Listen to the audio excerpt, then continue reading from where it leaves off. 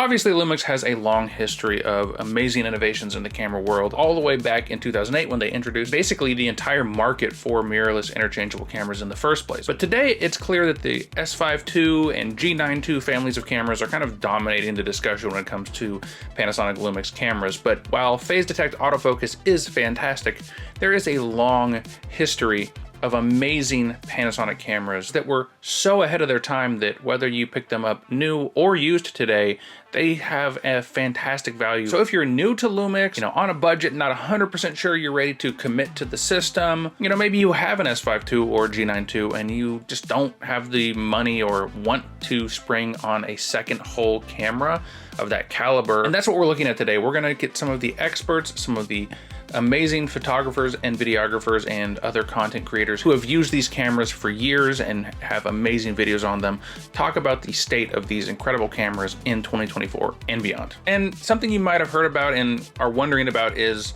if I get these older cameras, is the color science and all these things gonna be different? And yes, even the vlog profiles are slightly to significantly different between something like the GH5, the GH5S, the GH6 and the G9 II, which can definitely cause some problems when it comes to editing. But when it comes to matching cameras, no one really does it better than CineMatch, who is sponsoring today's video. I love CineMatch. They're from the same people that do Film Convert, also love that.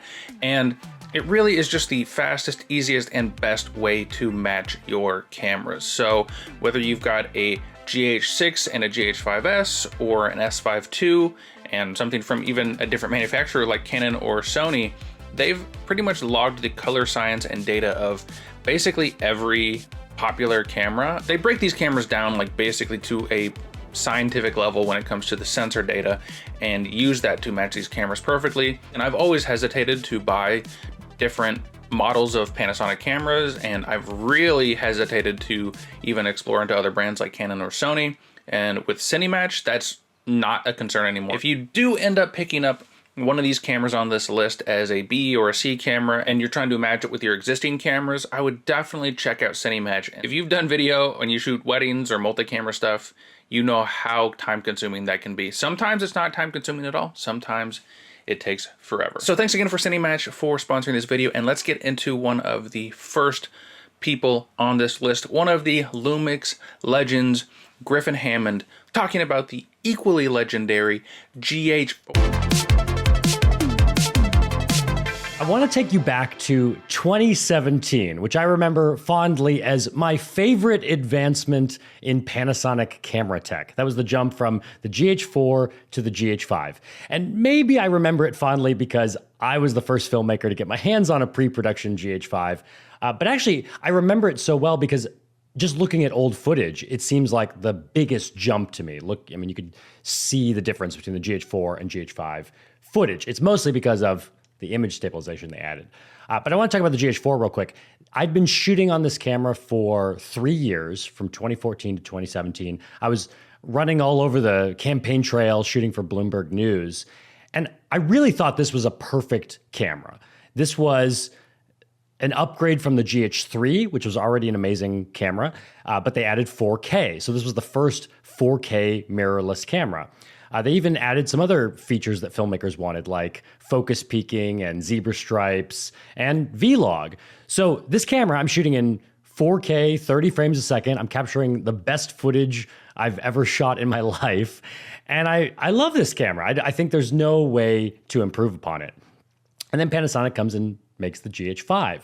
And the GH5 ups it from 4K 30 to 4K 60. But the big game changer was the in-body image stabilization. So now, I no longer have to care if my lenses have their own image stabilization built in. Every lens is an image stabilized lens.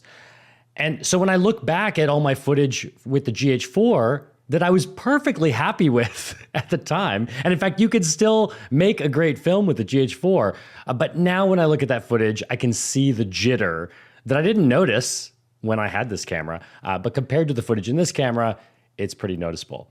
The other things that the GH5 added that I didn't really think I needed, but now I rely on a lot, were like the the double SD card slot. Now I like backing up all my footage. I like shooting to both SD cards at once.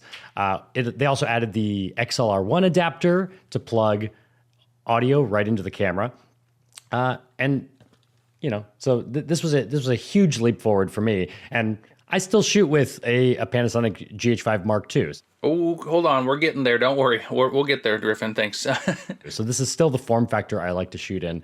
I guess my point is, you know, these are both great cameras, but I'll always remember the jump to the GH5 as kind of the most game-changing for me as a filmmaker. The GH4, the GH5 are legendary cameras, and they probably had more of an impact on my videography career than anything else. So they're fantastic cameras, and they, again, were so ahead of their time, especially the GH5, that they're still incredibly relevant cameras to this day. But that being said, there was kind of a sleeper hit in that same time frame that came out right around that era, which was the...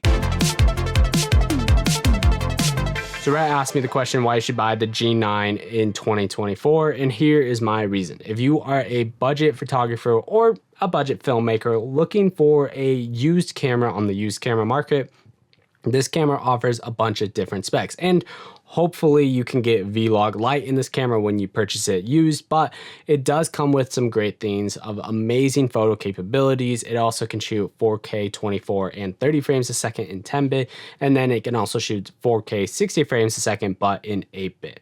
Now, there is a couple downfalls with this camera. The first thing is going to be the price point. Buying this camera brand new, if you want a brand new camera, it comes around $1,000. And at that point, you might as well buy a used camera from a GH6 and get a ton of other specs. Another downside is the 4K 60 is only a 10-minute record limit, which is also a bummer, and an 8-bit. And then the last big downside, if you buy a brand new G9 in 2024, it doesn't even come with Vlog L. You have to spend, I think, an extra $100 to $200 just to get Vlog L. But at last, if you're looking in the used market for the G9, this camera still rocks in the photography game. It still has pretty good video features, and you can get a lot out of it in this little camera. It was one of my first more professional cameras, and I got a lot of use out of it, and I shot a lot of commercials on it, and it worked for its case. So if you're looking for a budget photography camera in the used market, this camera is definitely worth considering. So yeah, even though the G9 was incredible for its time and kind of made an upset to the GH5, the flagship camera, where this photography camera was doing things even better than the flagship. It might sound familiar to some people these days as well. But yeah, it really was an interesting camera, but it's definitely held back in a few little ways here and there. And I think there are definitely better options if you can stretch that budget just a little bit. And so while, yeah, all those cameras are amazing, I think there's one camera that definitely does everything they do just a little bit better. And that is the... My name's Shane from the Geeky Nerdy Techy YouTube channel, and I'm here to talk about the Panasonic Lumix GH5 Mark II. Now, if you're an aspiring or established content creator or filmmaker looking for a cost-effective A or B camera that still does it all, the GH5 Mark II is a great choice even in 2024. The GH5 Mark II is not only a great run and gun camera thanks to its awesome in-body image stabilization, but it's a great studio camera. I shot an entire series of videos in Hawaii with this camera, and paired with the 12 to 35mm f2.8 zoom lens, the image quality, color science, and stabilization was all exceptional. The one thing that I love about the GH line of cameras is that they're fun to use and they give you all the important tools you could ask for when it comes to both filmmaking and photography. The GH5 Mark II will give you a beautiful image all the way up to 4K at 60 frames per second, shooting in 10-bit. This means the colors in the final image will be wonderfully detailed. Unlike cameras from other brands, there's no overheating, which is great. You also get a massive and affordable lens lineup, dual media card slots for backup, excellent battery life, and weather sealing. There's not a lot to dislike about this camera unless you absolutely require phase detection autofocus. The GH5 Mark II is preloaded with Vlog L, which gives you solid dynamic range and a way to fully customize the look of your footage in post-production. Usually for fast turnaround projects like this in the studio, I'm shooting using the natural picture profile, and the colors and contrast all look great, and I find myself doing very little to the final image in editing. At the time of release, the GH5 Mark II went completely under the radar due to the announcement of the GH6, but it has everything that the original GH5 had, and more. Thanks to Rhett for having me, and I'll catch you soon. So even though these were all amazing cameras we've looked at so far and they're all super valid, I did want to bring up this next camera, which is kind of like the weird dark horse of the family, a misunderstood masterpiece by Panasonic that I use all the time. And I know people still stand by over the GH5 or the GH6 or even the new G9 too. And that is the G. Hey everyone. I was asked by Rhett to chime in regarding the GH5S. I do still think that this camera is a perfect filmmaking camera even in 2024, especially if your budget's under $1,000. This way you'll have a cinema camera that can take raw photos. But the biggest advantage with this camera is its impeccable low light abilities. This is one of the only cameras that can record both in ProRes RAW and in Blackmagic RAW for under $1,500. I know a lot of people are going to knock it for not having IBIS, but I actually consider that as an advantage if you're trying to be a narrative filmmaker. If you're in rough terrain and the camera has to be mounted inside a car, IBIS has just an unnatural sway, and that's still I'll always be able to pick that out, and it'll always look awkward to me. As a side note, I'd choose this camera over the Pocket 4K for the better battery life, physically smaller size, and the EVF. And for some, the fact that it's dual SD card is a pro. Regarding the disadvantages, there's only two. First, the autofocus. I personally don't really consider that to be too big of a deal since I still mainly use manual focus for most of my video shooting. If you're trying to get into filmmaking, there's just so many budget cinema lenses and manual focus lenses. I'd pick one of those up over any of the autofocus lenses. The other disadvantage is photography. It's fine for a few snapshots. It shoots raw, so it's going to look great, and then you'll have a lot of leverage. It is probably, I think it's the first Micro Four Thirds sensor that has a 14-bit sensor in it. You know, that's the disadvantage isn't related to image quality. The disadvantage is that there are so many options that are better and cheaper. So moving out of Micro Four Thirds, yes, all these cameras are fantastic, and the GH5S is pretty fantastic in low light. But if you're looking for the most value and the most incredible low light camera for the price, then I think that's clearly going to be the original. I'm just going to go ahead and talk about this one. The S5 was I think my first full frame camera I ever owned. Not I ever used, but I ever owned. And while I'm not 100% sold on full frame and how, everybody seems to go for it and love it eventually, and the S5 and some of the lenses for it, like the 1.8 primes or the 2.8 zoom lenses from Panasonic or Sigma, both are super incredible. And the original S5, again, it's got some limitations. It's got a couple recording limits when you use 4K 10-bit only, 4K 8-bit, 1080 10-bit, those are fine. It does have our old contrast-based autofocus, of course, but when it comes to pure image quality and that output, if you don't need those beefier all-intra codecs, man, this camera is incredible value in my opinion. And I still have it around. Of course, I've switched over to the S5 II, but when it comes to the image and just the smoothness and naturalness of the image, I think the S5 II has even slightly better image quality than the S5 II and the S5 IIX, although, it's a bit of give and a take there. So if you're looking for a full frame camera, and especially for filmmaking, you don't need autofocus, things like that, the original S5 is kind of huge. And here we come to a camera that is very surprising to be on a budget or discounted camera list given how new it is. And that doesn't change just how much of a powerhouse this following camera is, and that is the Lumix GH. It's not going to cut me off.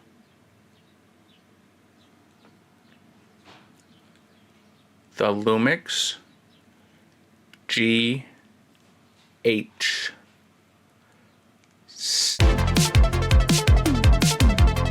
I think we both love the GH6, don't we, Rhett? But buying the GH6 in 2024, why would you?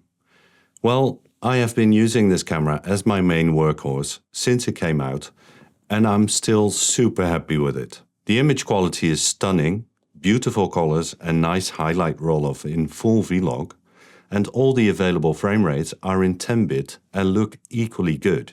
It's chunky, but I like the design.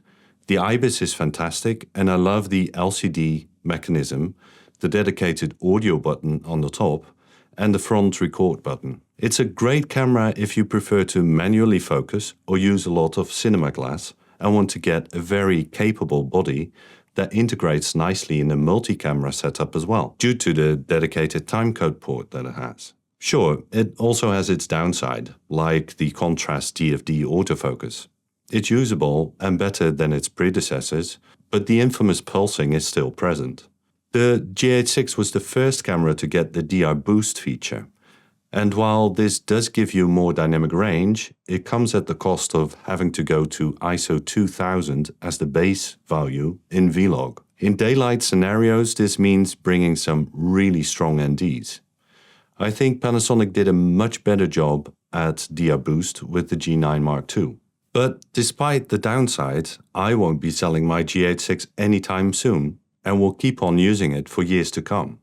And these days you can find some really good deals if you want to pick up a GH6 yourself. I think it's the best value for money Micro Four Thirds camera body at the moment. So I think the GH6 is definitely worth considering in 2024.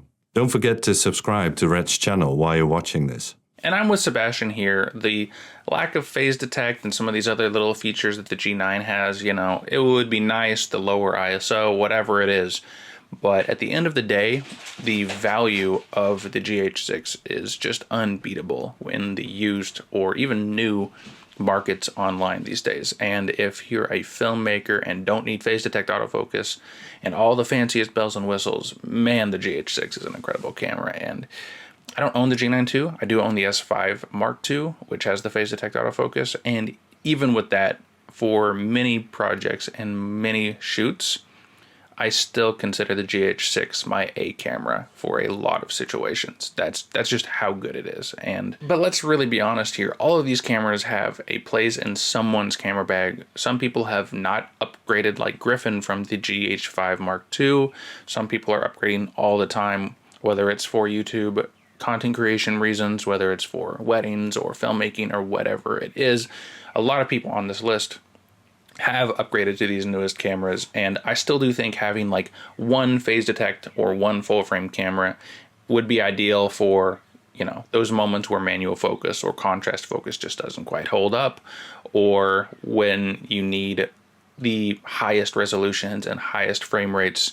That's where these new cameras are definitely handy, getting you past that 4K 60 kind of threshold, which a lot of the older cameras are limited by for sure. Because yeah, if you have the G9 II and the S5 IIX as your A camera, then a lot of these other cameras are, again, really fantastic options for more casual photography and videography, a B camera, or, you know, would be a great option if you don't need that phase detect autofocus, because at the end of the day, you're going to be paying a premium for these brand new autofocus enabled cameras. And other than the phase detect autofocus, you could argue they don't have that much new compared to the older ones. Obviously, they do have some things for sure, but you know, that's a personal choice that's up to you. And yeah, if you do get these other cameras, especially in a multi-camera setup, interviews, events, or weddings, I just want to talk about CineMatch one more time and just really reiterate how handy it is to be able to pick a specialist camera like the GH5S, a camera that I don't think I'll ever get rid of because it does not have IBIS, right? I mean, for using car scenes or gimbals or other stabilization, sometimes that internal image stabilization can be more of a liability than a hand because of vibrations and things like that. So having the GH5S in my camera kit forever and using something like CineMatch to match it to whatever camera I'm using, from a GH6 and S5 IIX, or even a bigger cinema camera that I might have rented but might not be able to be mounted in that certain situation.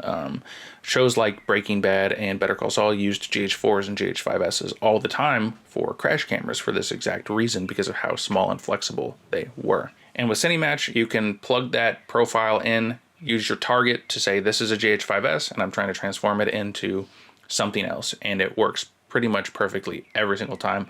I really cannot thank them for sponsoring this video enough, and I really hope I am conveying just how much time this is going to save you guys in post-production editing for in Premiere, DaVinci, or Final Cut. It even does some crazy stuff, like I've been using it on my Osmo Action 2. It doesn't have the Osmo Action 2 in its library, but it does have one of the drones from DJI with a similar Cine D profile, and so I can transform that Cine D of this action camera to like GH6 Vlog, and it looks pretty similar. A few more tweaks, and again, this isn't even a perfect match, and it doesn't have every camera in the world, but if you can find, you know, the G100 that does Vlog, or something from Fuji or Sony that might not be on the list, but you can find a similar profile from a similar camera in that era, you can kind of get it to work with stuff that it might not have been intended to work for. So again, I can't promise perfect results in that situation if the camera's not officially in their database, but it does kind of work. So I really like how flexible that is, and it's made my, you know, DJI Action 2 have a lot more life, and it's honestly saved me from having to move up to like the Action 4 that has a true log profile in it. You know, again, am I getting the perfect dynamic range? Not necessarily, but it does let me use my LUTs and other color grading tools that I would use on Vlog, because if you've ever tried to mix Vlog footage with standard footage, it's pretty tough. And so that's allowed me to use my action camera in a lot more situations than I would in the past. And I also want to thank everybody who contributed to this video, and everybody who came on to talk about these amazing cameras. Check out their channels, their podcasts, and they pretty much all have videos on the cameras they talked about. And like I think Matthew's video on the G9 or Sebastian's video on the GH6 and you know, are amazing. And Geeky Nerdy Techie's GH5 Mark II video is maybe the best one on YouTube. It honestly was so good I didn't ever even make a video on the GH5 too, because I was like, well, he clearly has said everything and more that I was going to. So definitely check them out. And thanks again to all of them for coming on the channel and talking about this stuff. So, and let me know, what camera is most compelling to you? What's your A camera? And what cameras would you consider the most on this list? And are there any other budget cameras I missed out on? I'd love to hear it. So anyway, thanks for stopping by, guys. Thanks for watching. And I'll see you when I see you.